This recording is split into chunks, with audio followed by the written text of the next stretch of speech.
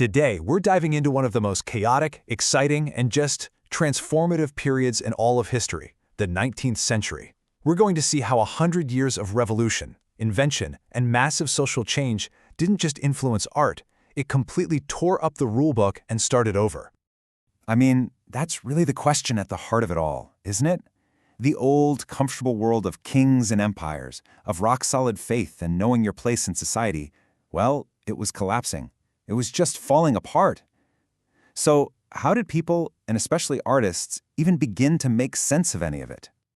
Well, for starters, the century kicked off with absolute political firestorms. The Napoleonic Wars literally redrew the map of Europe. Ancient dynasties crumbled, and brand new ideas about what a nation or a state even was started bubbling up. It was just an era of nonstop conflict and uncertainty. And this wasn't just a top-down thing with generals and emperors. No way. All across the continent, you had ordinary people taking to the streets. Right here, in Berlin in 1848, you see citizens putting up barricades, demanding new rights, demanding a say in their own lives. This was a revolution from the ground up. And at the exact same time, there's this other revolution churning away, one powered by steam and coal and iron. The Industrial Revolution was unleashing incredible power and wealth, sure, but it was also ripping millions of people from their homes, creating these massive, crowded new cities and a whole new working class.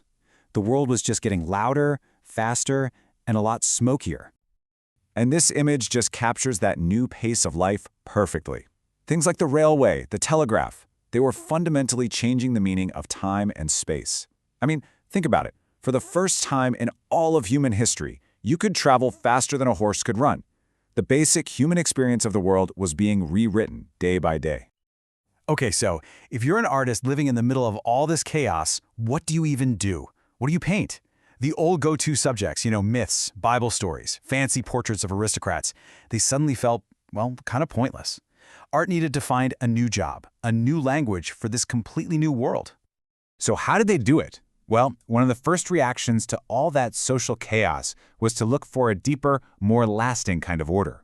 The thinking was, okay, if human society is a total mess, maybe the real truth is hiding somewhere else, like in the raw power of nature, or maybe in the clean, beautiful logic of science. Just look at this incredible painting by Caspar David Friedrich. You have this one tiny solitary monk completely dwarfed by this huge empty sea and a sky that just goes on forever. It almost feels crushing. This is a feeling they called the sublime, that mix of total awe and, frankly, terror you feel when you're faced with the sheer scale of the natural world. It's a search for meaning when all the old answers have disappeared. But here's where it gets really mind-blowing. You look at this and you think, okay, this is pure emotion, pure feeling. But Friedrich was also a man of his scientific age.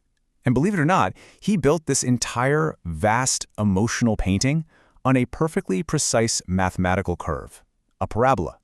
The gentle sweep of the beach follows that perfect geometric arc. These curves are known as conic sections, and for centuries, people saw them as a kind of divine code, a hidden mathematical blueprint for the entire universe.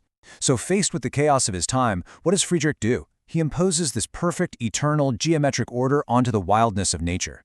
He's literally using the logic of science to try and find the hand of God. It's an absolutely powerful idea.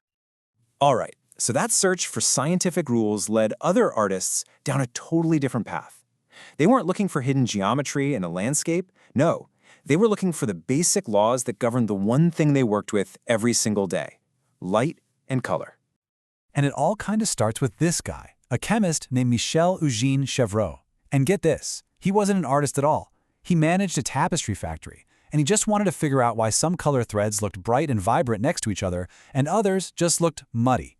His scientific study of how our eyes perceive colors side by side was an absolute game changer for painters. This new scientific way of thinking completely upended how painting was done. The old way, what you see up top, was this slow, painstaking layering method called glazing. But this new science led to totally new techniques. The Impressionists, for example, used alla prima, just mixing wet paint right there on the canvas to capture a fleeting moment of light. And then the Post-Impressionists, they took it even further with optical mixing, placing little dots of pure color right next to each other, letting your eye do the mixing. Art was becoming a science experiment in how we see. Okay, so we've got order, we've got science, but what if that wasn't the answer? What if that felt cold? For another wave of artists, the only really honest way to respond to this crazy, turbulent world was to forget all that, turn inward, and paint not what you see, but what you feel. And this was a really radical break. And here we have it, the absolute icon of that emotional explosion. Van Gogh's The Starry Night. This is not a photograph of a night sky. This is a vision. The sky is alive. It's boiling with energy. That cypress tree in the front, it looks like a black flame licking up into the heavens. The colors here have nothing to do with scientific theory. They are pure emotion, chosen to express his own inner chaos and his own spiritual wonder. You know, as those famous lyrics put it so well, every single brushstroke here just feels loaded with personal feeling, with his story. The goal is no longer to capture an objective reality out there, it's about a subjective truth, in here. The artist's own mind, their own soul, is now the main subject. And that changes everything. So, where did all of this turmoil and experimentation lead? Well, all these different threads we've been following, the hunt for scientific order, the deep dive into raw emotion, the reaction to a world changing at lightning speed, they all started to weave together. And they created a totally new foundation for what art could be. When you boil it down, the 19th century was just the age of everything new. New countries, new social classes, new technologies, and, as we've seen, completely new ways of looking at the world. And art wasn't just a mirror reflecting these changes, it was right there in the thick of it, wrestling with it all, and forging the path that would lead straight to the wild, abstract, and experimental art of the 20th century.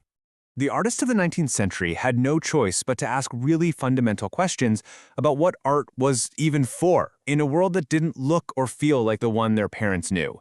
And it really makes you wonder, right? As our own world is being totally transformed by AI, by climate change, by global connection, what new rules for art are being written or broken right at this very moment?